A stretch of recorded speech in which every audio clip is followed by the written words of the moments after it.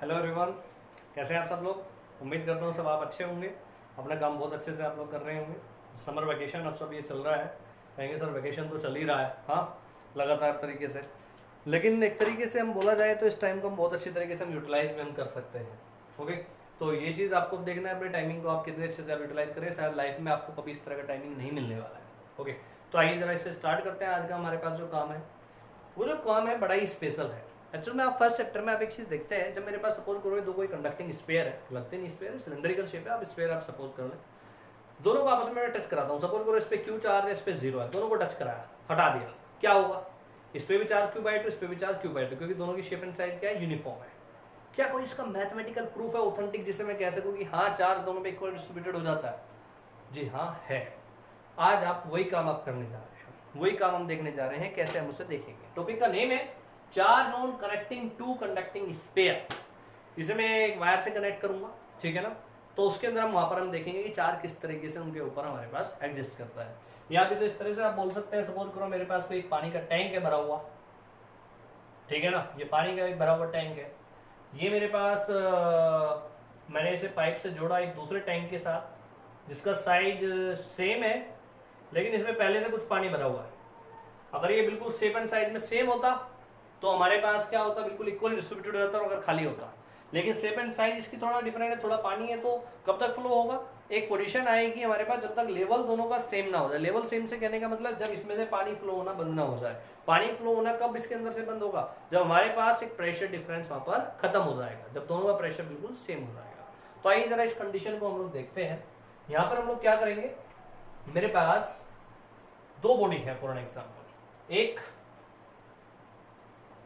A body जिसपे charge है Q1, एक बी बॉडी जिसपे चार्ज है मेरे पास Q2। इसका रेडियस मेरे पास है जी R1 और इसका रेडियस मेरे पास है जी R2। वहां पर हम सेम लेते हैं, सेम वाला केस तो बड़ा सिंपल हो जाता है, तो उसे हम एनालाइज कर लेंगे बाद में सिंप्लीफाई करके, ठीक है। एक बार जरा देखते हैं। तो मुझे क्या करना है, दोनों को मैंने एक कोई कंडक्टिंग वायर से मैंने इसे जोड़ दिया। क्या होगा कंडक्टिंग वायर से जोड़ दिया? आपका आंसर होगा जी चार्जेस फ्लो होंगे।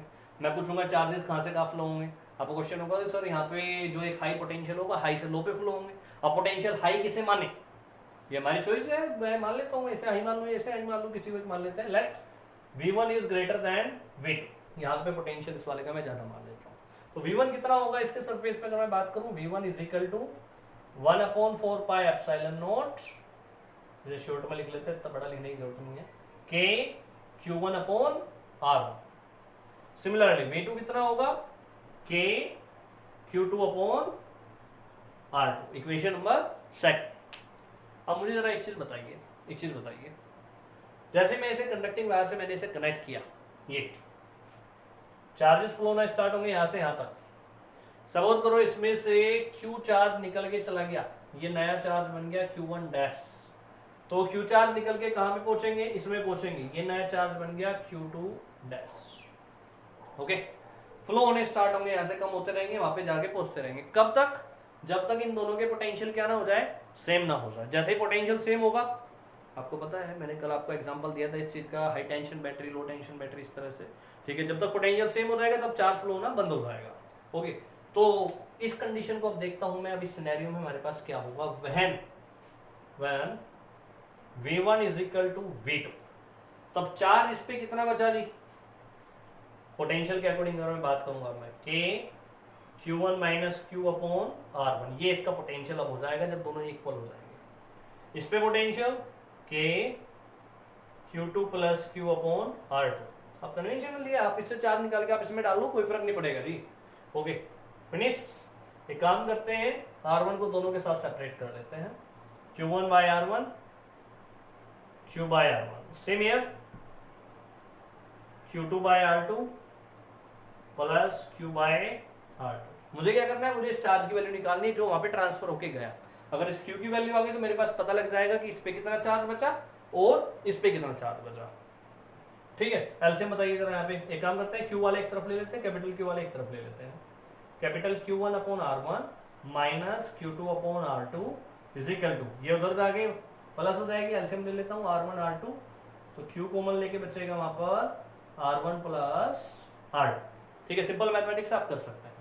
नीचे एलसीएम लेके बताइए क्या आएगा, R1 R2, यहाँ पे आएगा Q1 R2 minus Q2 R1 is equal to Q R1 plus R2 upon R1 R2 से R1 R2 फिनिश। तो स्मॉल q की वैल्यू कितनी आई जल्दी बोलिए, small q is equal to मेरे पास आया है Q1 R2 minus Q2 R1 upon R1 plus R2। ये वो चार्ज है जो इस बॉडी से निकल के उस बॉडी पे पहुंचा है। अब इस पे चार्ज कितना हो गया होगा, Q1 में से इसे माइनस कर दो, इस पे चार्ज कितना हो गया होगा, Q2 में से ऐड कर दो, चार्ज आ जाएंगे। आइए जरा निकालते हैं फटाफट स्पीड से कितना कितना चार्ज हुआ दोनों पे। इसे नोट कर लीजिएगा डेरिवेशन को, ये आपकी न्यूमेरिकल में हेल्प करने में न्यूमेरिकल को सोल्व करने में हेल्प करेगा। ठीक है, आइए जरा देखते हैं।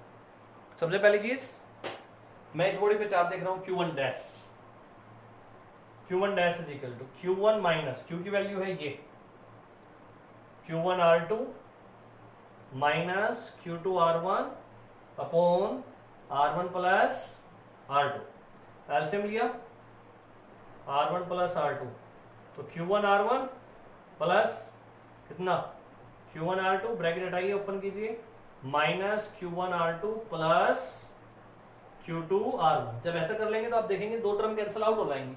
कौन सी दो टर्म हो गई, Q1 R2 से Q1 R2 खत्म, तो Q1 डैश कितना आया, ये टर्म बची Q1 प्लस Q2, इसमें से बाहर क्या आ गया R1 plus R2, that is Q1 dash. यानी कि इस पे अब जो चार्ज बचा है इतना। सिमिलरली ये आपकी जिम्मेदारी, आपको चेक करना है अब। सिमिलरली Q2 डैश मैं डायरेक्ट लिख दे रहा हूँ, Q1 plus Q2 R2 bye R1 plus R2। बस यहाँ पे R1 आया था पहले वाले के साथ, इसमें R2 आएगा, इतना चेंज आएगा। ओके, तो चार्जेस आ गए जी मेरे पास, इस पे ये आ गया, इस पे ये आ गया, ये चार्ज हमने निकाल दिया। अब जो हम वहाँ पे काम करते थे, अगर दोनों के दोनों ऑब्जेक्ट सेम रेडियस के हो जाएं, दोनों के ऑब्जेक्ट सेम, ये तो काम होता था वहाँ पे, दोनों के दोनों सेम साइज के होते थे, शेप एंड साइज की बॉडी। तो सोचिए जरा क्या होगा, if R1 is equal to R2, अगर ये हमारे पास हो जाए, ठीक है, तो क्या होगा, रखना जरा इसके अंदर Q1 dash Q1 plus Q2, यहां पे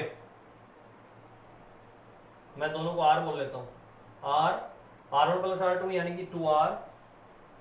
तो कितना आया ये चार्ज, देखना जरा, Q1 प्लस Q2 बाय 2।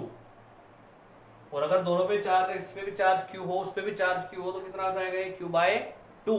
इस कंडीशन से हम लोग इसको देख सकते हैं कि कितना कितना चार्ज हमारे पास वहां पर डिस्ट्रीब्यूटेड हमारे पास हो जाएगा। ठीक है, इसे इस तरीके से आप समझ सकते हैं। तो मेन चीज नहीं, एक चीज मैंने बड़ी यहाँ पे गलत बोल दिया अभी, कि अगर दोनों पे चार्ज Q हो जाए, दोनों के सेम साइज हो जाए, दोनों में से एक चीज को आपको डिफरेंट करना पड़ेगा, या तो R आपको डिफरेंट करना पड़ेगा या Q, क्योंकि अगर Q और R दोनों सेम हो गए तो पोटेंशियल सेम हो जाएगा ना। ठीक है, तो इस वजह से तो या तो Q डिफरेंट होगा या R डिफरेंट होगा। तो मेरे पास अगर R वहाँ पे सेम साइज का रहता था तो आप देख सकते हैं ये काम करते थे, Q1 plus Q2 by 2 same. इसी तरह से आप दूसरी बॉडी पे भी आप निकाल सकते हैं, उस पर भी कितना आएगा Q1 प्लस Q2 बाई 2, दोनों इक्वली शेयर करेंगे। ये कंडीशन हमारे पास निकल के आती थी जो हम उसे वहाँ पर सोल्व करते थे। ओके, ये आपका मैथमेटिकल काम है जो हमारे पास Q1 और Q2 के लिए निकल के आया। अब इस कंडीशन को हमें यूटिलाइज करके अपनी एनसीईआरटी की एक समस्या को सोल्व करना है।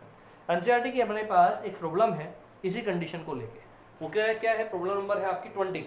वो क्या कहता है इस प्रॉब्लम में, जरा एक बार देखना, मैं ये चार्ज की कंडीशन दोनों लिखने रहने देता हूँ यहीं पर। उसका कहना ये है कि दो स्पेयर ले लो, एक question number 20, two charge conducting sphere of radii A and B, एक रेडियस ए का है, एक रेडियस बी का है, कौन सी बड़ी है कौन सी छोटी है, are connected to each other by wire, what is the ratio of electric field at the surface of two sphere.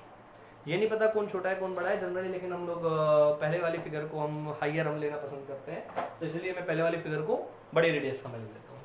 ये पहली फिगर है कोई मेरे पास ए रेडियाई का, ये दूसरी फिगर है मेरे पास कोई बी रेडियाई का, इसे कनेक्ट कर दिया मैंने वायर से।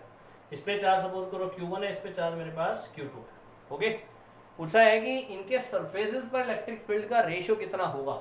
सपोज करो इस पे इलेक्ट्रिक फील्ड E1 है और इस पे इलेक्ट्रिक फील्ड E2 है, कितना कितना आना चाहिए जरा वो देखते हैं एक बार। ओके, तो मैं इसके अकॉर्डिंग चार्ज लिख लेता हूँ। जब मैं इसे ज्वाइन कर दूंगा चार्जेस ट्रांसफर होंगे, चार्जेस जब ट्रांसफर होंगे तो हमारे पास यहाँ पे एक नया चार्ज बच जाएगा Q1 डैश, इस पे बच जाएगा Q2 डैश। तो आइए जरा देखते हैं E1 पे इलेक्ट्रिक फील्ड कितना होगा ज्वाइन करने के बाद। ज्वाइन करने से पहले तो होता 1/4πε0 Q1 अपॉन जो भी आप ले रहे हैं Q1/r²। जब ज्वाइन करा दिया तो नया चार्ज कितना हो जाएगा जो हमने अभी यहाँ पर कंप्यूट किया है। ओके, तो कितना होगा K Q1 dash upon a²। मेरी रेडियस यहाँ पे कितनी है a, यहाँ पे जो R1 R2 था ना, यहाँ पे कितना है a। ओके, नेक्स्ट E2 कितना होगा K, हाँ जी बोलिए जरा एक बार, Q2 dash upon b²। Equation first equation second दोनों को डिवाइड कीजिए, E1 बाय E2 कैसे के फिनिश। ठीक है, तो हमारे पास क्या कंडीशन आई है, Q1 डैश Q2 डैश ऊपर पहुंचेगा यहाँ पे b² और यहाँ पर पहुंचेगा हमारे पास a²। ओके, तो आइए जरा इसे वेक्टर को हम सोल्व करते हैं, कितना ये फैक्टर हमारे पास सोल्व होके आता है। ये चीज जरा इसके अंदर आपका ध्यान रहे, ये जो पूरा का पूरा सिनेरियो हमारे पास आया है, यहाँ पर जो भी कंडीशन सोल्व होके आई है, इस कंडीशन को आपको यूटिलाइज करना है अपनी मैथमेटिक्स कंडीशन को सोल्व करते वक्त। तो ठीक है, ये बदले से देखते हैं। सबसे पहली चीज Q1 डैश कितना है हमारे पास, Q1 डैश की वैल्यू है ये, और Q2 डैश हमारे पास कितना है, Q2 डैश की वैल्यू हमारे पास है ये। दोनों वैल्यूज को आपको इसके अंदर यहाँ पर फुट करना है। आइए जरा इसे फिट करते हैं। Q1 डैश कितना है, Q1 plus Q2 into R1 का मतलब A, R1 प्लस R2 का मतलब A प्लस B। ये फैक्टर यहाँ पे ऐसे ही रहेगा b² अपॉन a² अपॉन में Q2 डैश की वैल्यू ये रही Q1 प्लस Q2, हाँ जी, मल्टीप्लाई R2 का मतलब B, नीचे A प्लस B। जरा देखना दोनों टर्म फिनिश, क्या आया A upon B into b² upon a², एक एक पावर खत्म। तो यानी कि E1 by E2 is equal to कितना, B by A। In short मैं इसे भी बोल सकता हूं E1 into A is equal to E2 into B। अब ये फैक्टर क्या चीज बता रहा है, इसका भी एक अपना मायना है। जिस वाले के लिए रेडियस हमारे पास ज्यादा है, ये ज्यादा है ना, उसके लिए इलेक्ट्रिक फील्ड क्या होगा, कम, और जिसके लिए रेडियस कम है उसके लिए इलेक्ट्रिक फील्ड क्या होगा, ज्यादा होगा। ठीक है, इस कंडीशन को हमारे पास एक चीज इसमें पूछा गया है, क्वेश्चन इसी के साथ अटैच करके पूछा गया है 20वें क्वेश्चन में बाद में, क्या कि use the result obtain to explain why charge density on the sharp and pointed ends of a conductor is higher than the flatter portion. अगर मैं बात करूं आपसे, मेरे पास कोई एक पोर्शन ले लेता हूं मैं, यहाँ पर एक कंडक्टर ले लेता हूं कोई भी नॉन यूनिफॉर्म शेप का, नॉन यूनिफॉर्म शेप का कोई भी एक कंडक्टर है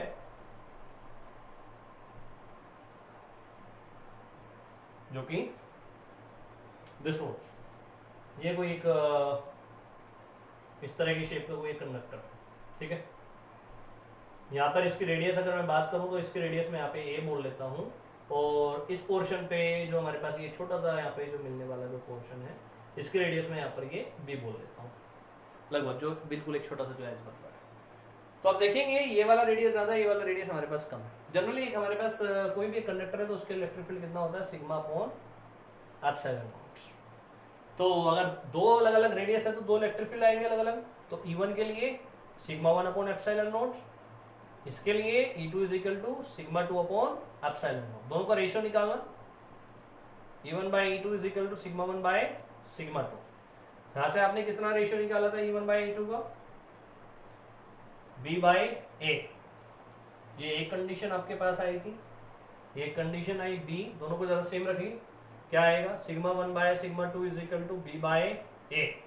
यानी कि मैं बोल सकता हूँ sigma 1 into A is equal to sigma 2 into B। It's means जिस वाले के लिए हमारे पास रेडियस ज्यादा है उसके लिए सरफेस चार्ज डेंसिटी क्या है जी, कम, और जिसके लिए रेडियस कम है उसके लिए सरफेस चार्ज डेंसिटी क्या है, ज्यादा है। यही वो आपसे पूछना चाह रहा था दोनों के रिलेशन की हेल्प से। ठीक है, तो मिलते हैं हम लोग नेक्स्ट। इसके बाद हमारे पास जो नया काम अभी स्टार्ट होगा वो होगा कैपेसिटर, जो कि इस चैप्टर में क्रांति लाएगा नए तरीके से, बिल्कुल एक नई चीज आप पढ़ेंगे जिससे आप पहले कभी नहीं मिले। So thank you very much.